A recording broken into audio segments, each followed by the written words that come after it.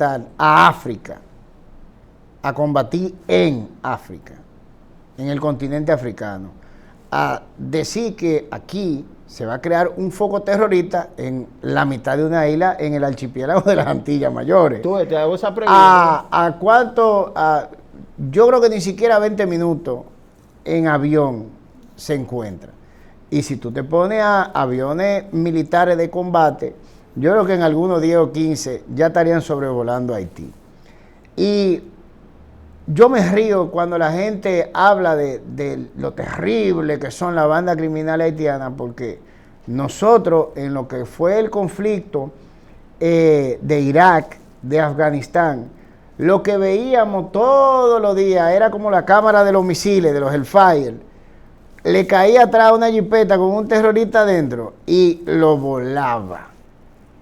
O sea, y estamos hablando de Arabia, Medio Oriente, África, ¿me doy a entender?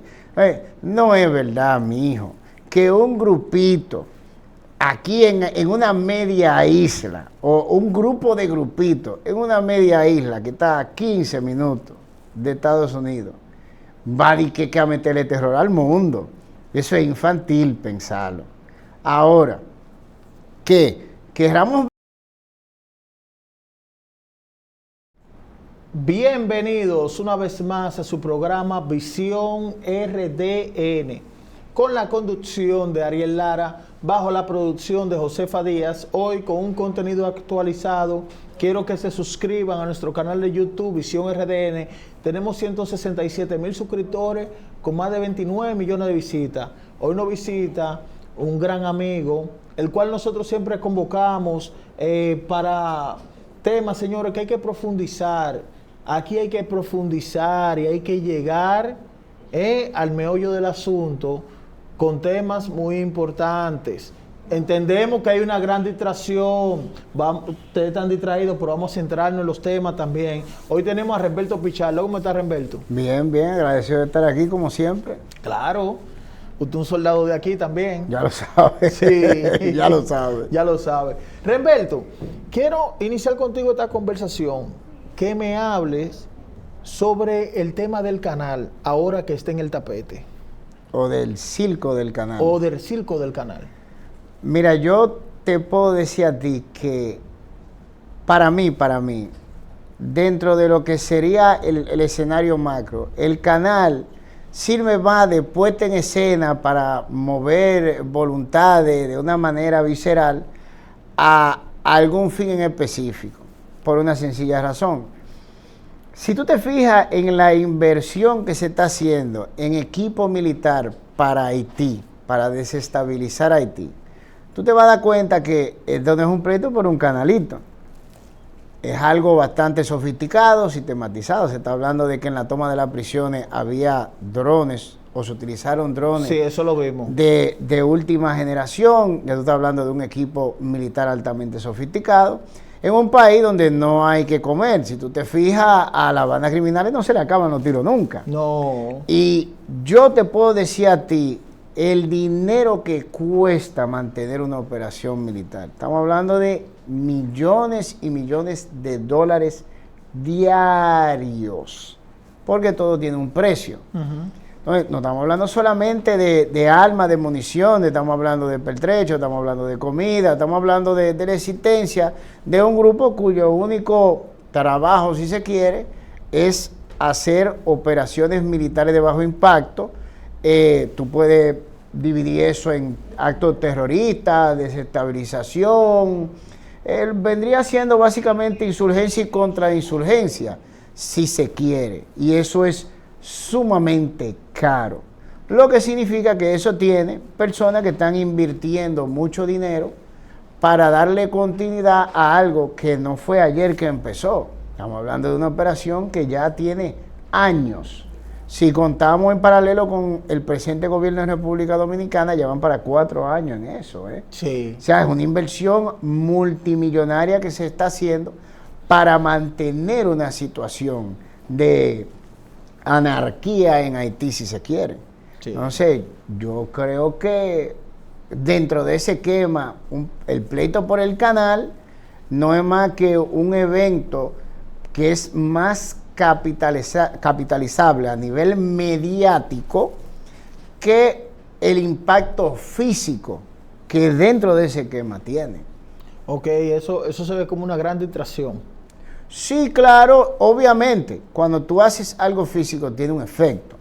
Por ejemplo, se habla de que el río se secó y es un efecto físico por algo que se hizo físico, que tiene más valor mediático que el efecto físico. Ok. ¿Entiendes lo que te quiero decir? O sea, te voy a poner un ejemplo en cuanto a tema. Pregúntate también. Tú sabes que hay grupos terroristas, como un ejemplo es el caso de Al-Shabaab, que tiene presencia en Nigeria, un país desestabilizado, igualito a Haití geográficamente, muy parecido. Y hemos visto el caso en Boko Haram en Nigeria. Son grupos radicales que se identifican con el Estado Islámico. Se habló en un momento de que supuestamente habían mezquitas en Haití. 30 y pico, sí. Existen las mezquitas. Sí, pero eso no es de ahora. El informe de que hay más de 30 mezquitas funcionales en Haití viene del 2021. Entonces nosotros vemos que estos terroristas siempre utilizan países desestabilizados, países con problemas, porque un buen caldo de cultivo, con mucha ignorancia que hay de gente que se mete, le jura lealtad.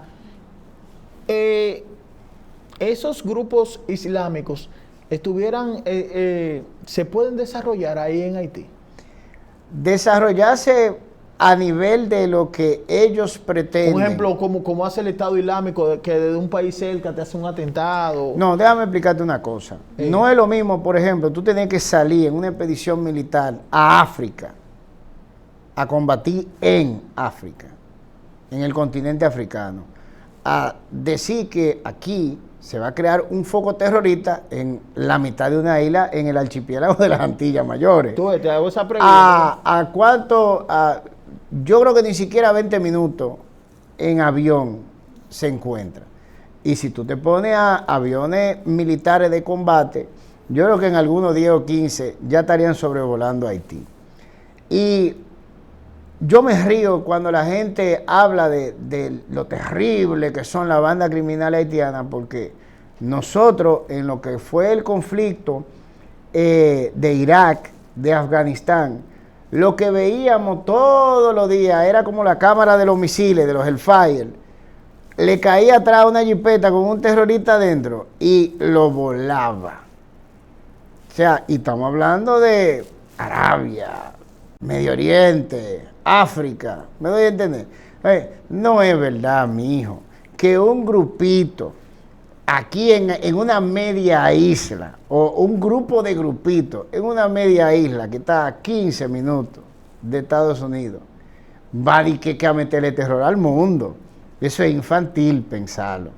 Ahora, que queramos vender la imagen de que esos tigres se comen los misiles así, con los dientes, de desayuno, es una campaña mediática dirigida con un objetivo. Pero no es verdad, por Dios.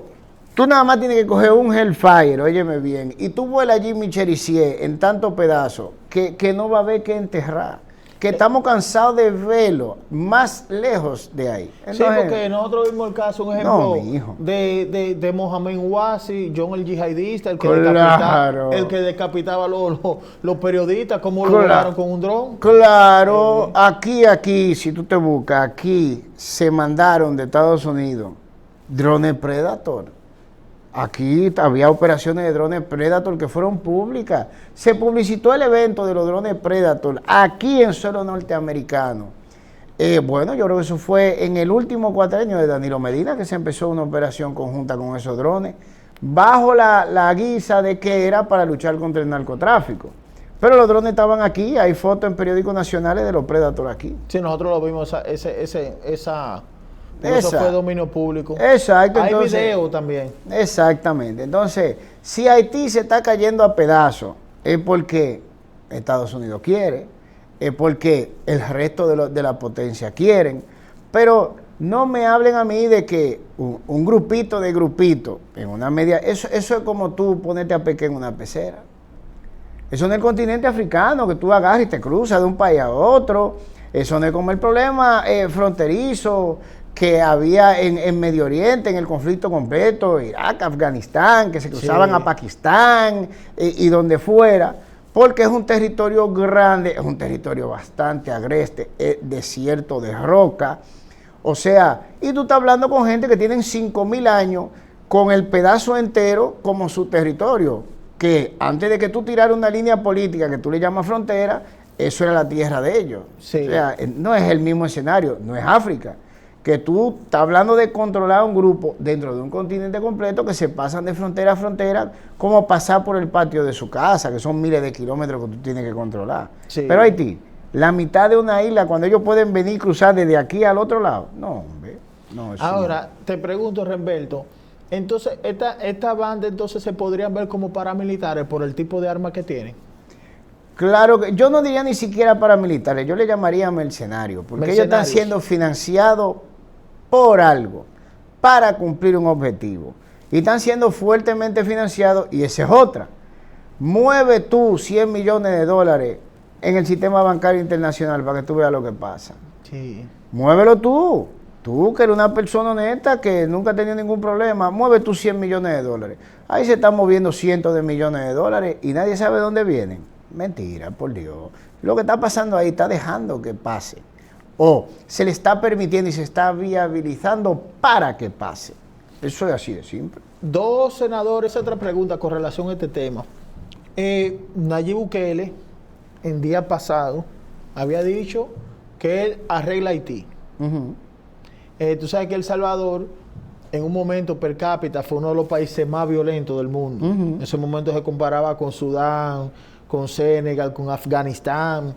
Y había una banda, los Mara, los M-18 y los M-13, que eso era ya eso se veía como una amenaza regional. Y Nayib Bukele aplastó todo eso, hasta lo que se ha visto. Entonces Nayib Bukele dijo que él necesitaba tres cosas: la aprobación en el Consejo de Seguridad de la ONU, él necesitaba un financiamiento y conocimiento de las autoridades de Haití que él puede entrar. Yo quiero preguntarte, Remberto, tú que conoces también el tema de Haití, el área de Haití, ¿es un contexto diferente para él meterle mano a esa banda o qué te puedo decir, o él tuviera éxito? ¿Tú quieres la respuesta?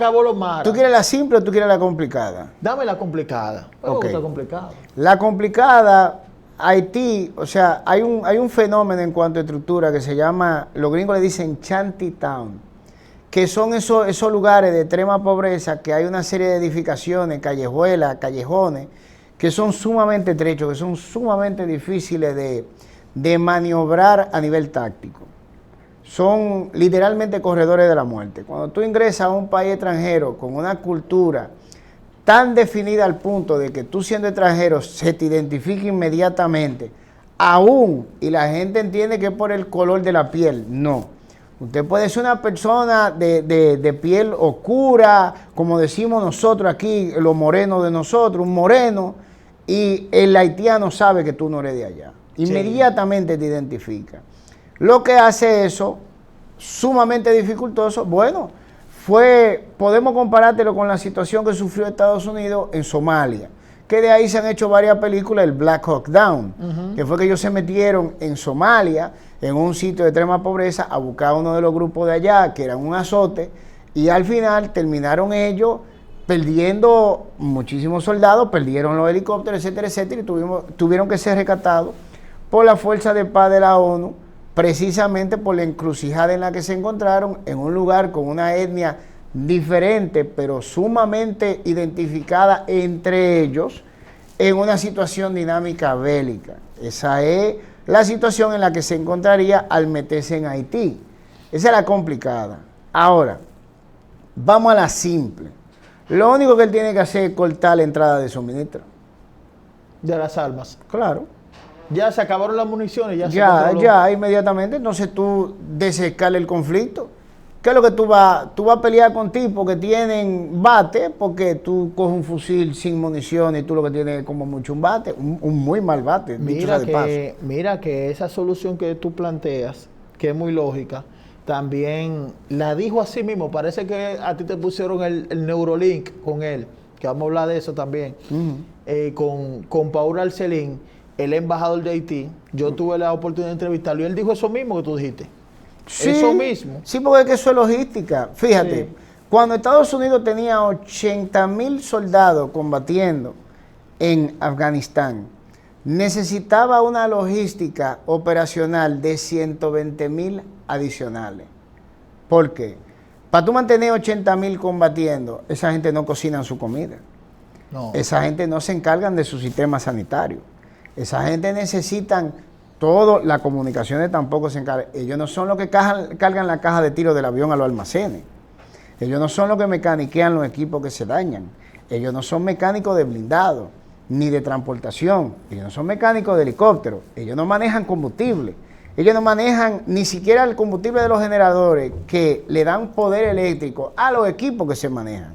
Te fijas toda la logística que hay, pero la gente tiene el cassette de la película, que el tipo no se cansa, no come, dura qué sé yo cuántos días en la película combatiendo. El soldado universal. Exactamente. Pero no se dan cuenta que para tú tener una persona combatiendo, tú necesitas toda una estructura por detrás, que también significa personal, significa material y significa dinero.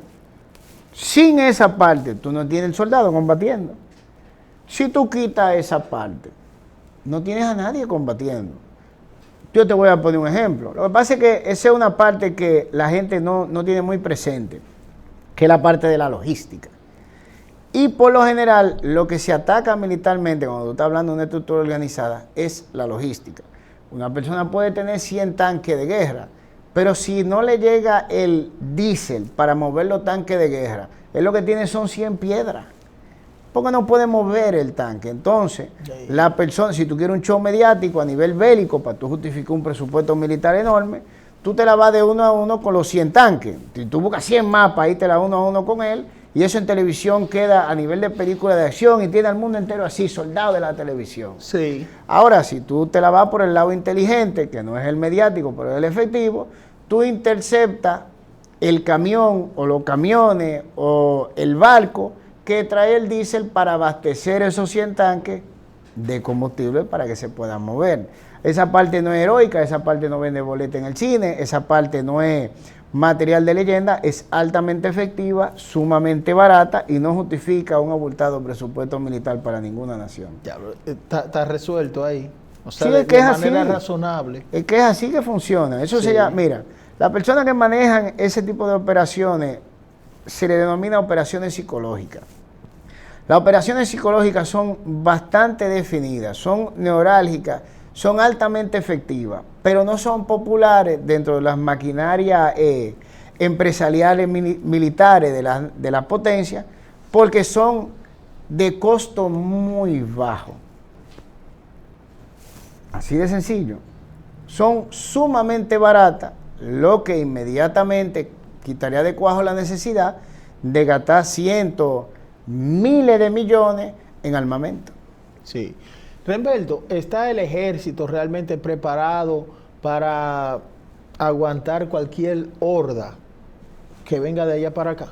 Bueno, si tú vas a hablar de una horda que venga de allá para acá, tú tendrías primero que hablar de territorio.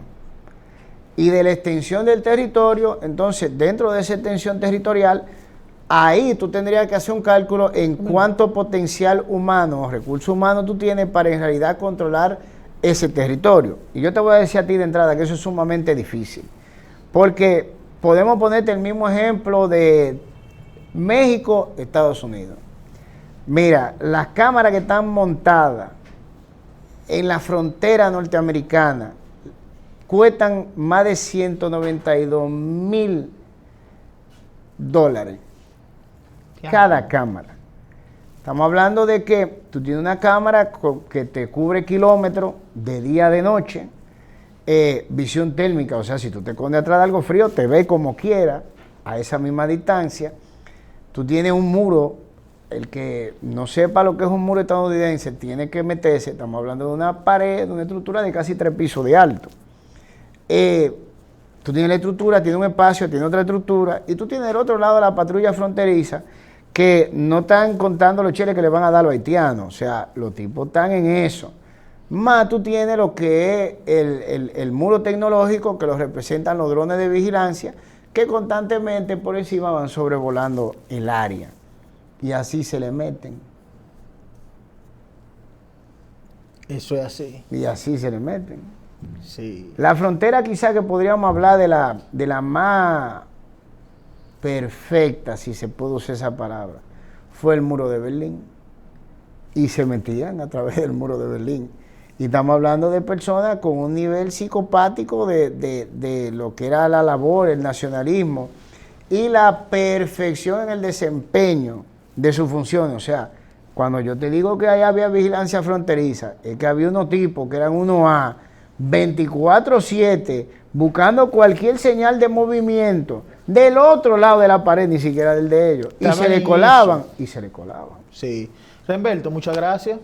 Siempre, Te voy a traer en otra edición para que hagamos el conversatorio de Visión RDN, que voy a invitar a los amigos a hacer grande el conversatorio. Cuando quiera, tú lo sabes, nada más tiene que llamarme. De verdad, mi respeto y eres un hombre muy preparado. Gracias, manito. Sí. Señores, vamos a una pausa y regresamos.